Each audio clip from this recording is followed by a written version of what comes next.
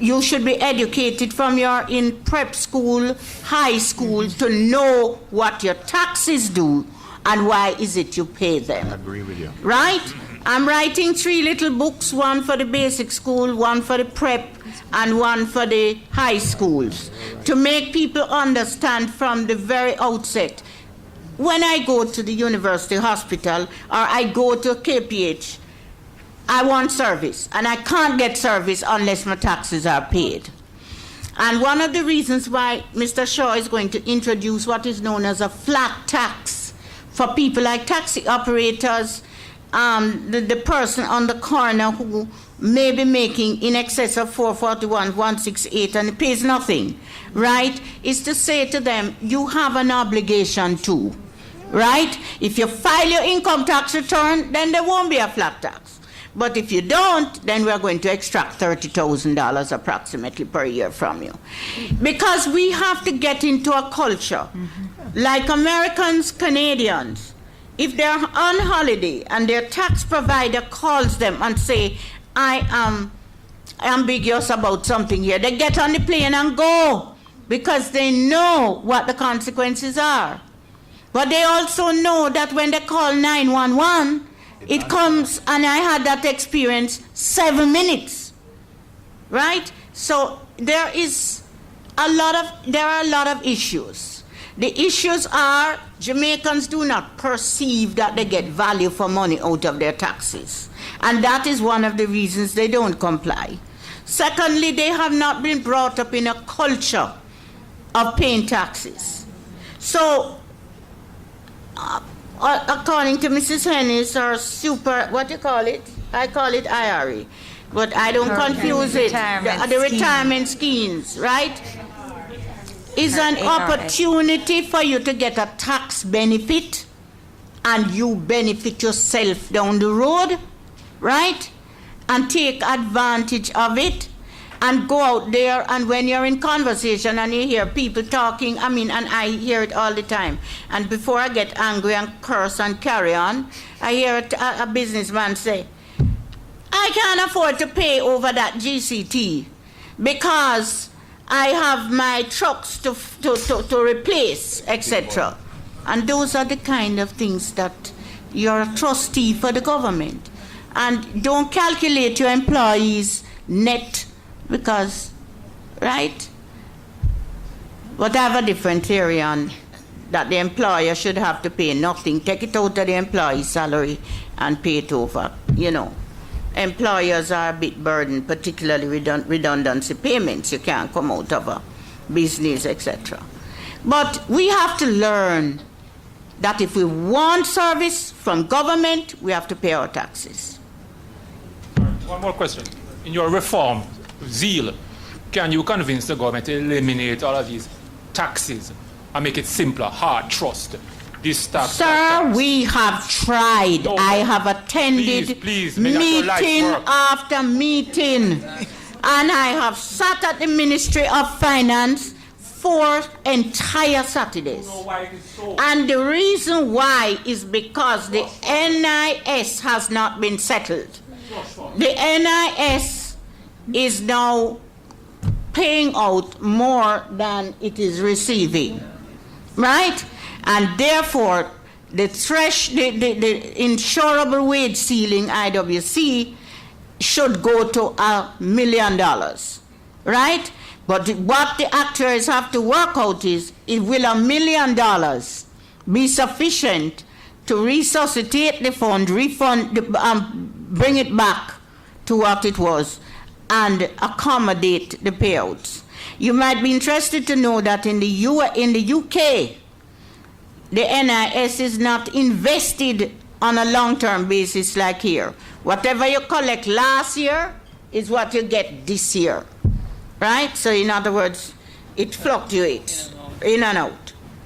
But that's the reason why the collapse of the statutories into one payment has not been effected, because we've worked very hard at it. Now he's saying not until November, and there's been a major problem recently in the Ministry of Finance, which is going to stall the process. But whatever I can do to speed it up, I will do. Right? I'm just waiting for the dust to settle for another 2 weeks. But I agree it should be one payment. And you made one comment about not having the young people here. Remember, we are streaming via Facebook because we've learned that we have to go, we have to go where the technology goes. We have to reach the youngers. Pardon me? No, we'll get questions thereafter. But I think it's a process, and this pension seminar today is part of that process. And with technology, I'm now assured that we can now watch this video and enjoy what some of our colleagues have to say.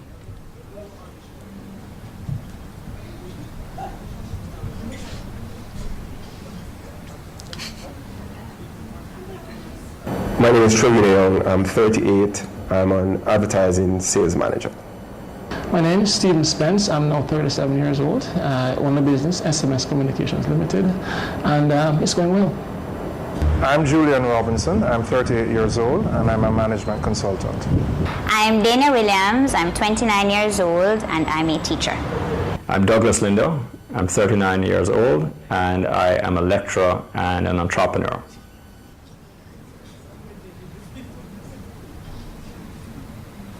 My mother and father never planned for their retirement, and as such, I don't want to be caught in a similar situation. And having children of my own, I think it's quite suitable to plan for my retirement and starting now.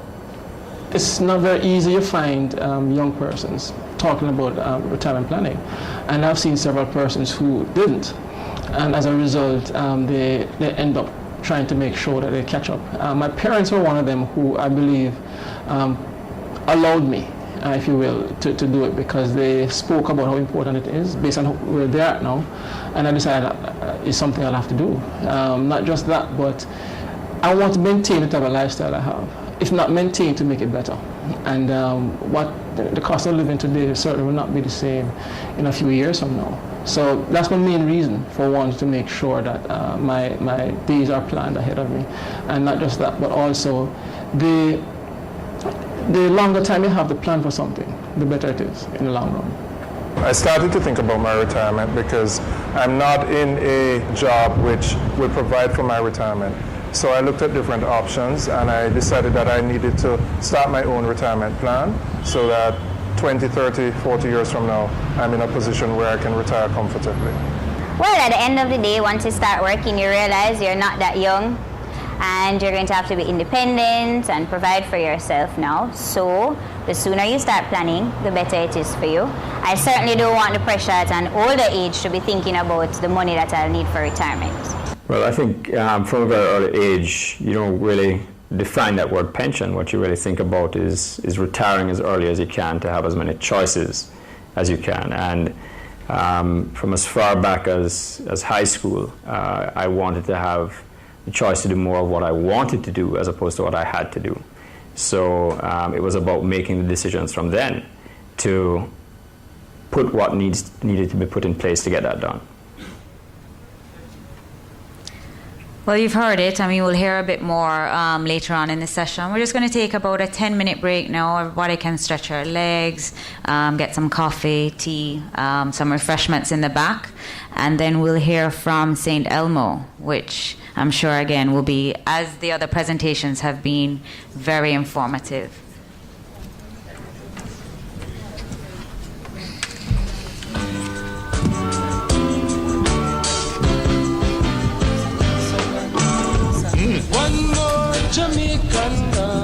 Own individual retirement plan. The individual plan allows me flexibility. I'm able to determine how much I'm able to pay out annually or monthly. And it was ideal for my situation, so I decided to make sure it fits how I'm able to spend. I do have a plan elsewhere in another country, but when I saw the advertisements for this particular plan, I was attracted to it. And one of the agents in a branch spoke to me about it, and I just decided that it was something prudent to do. So that really is what formed the decision.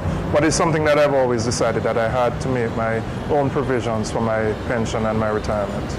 Well, the reality is that what I'm going to get when I retire is not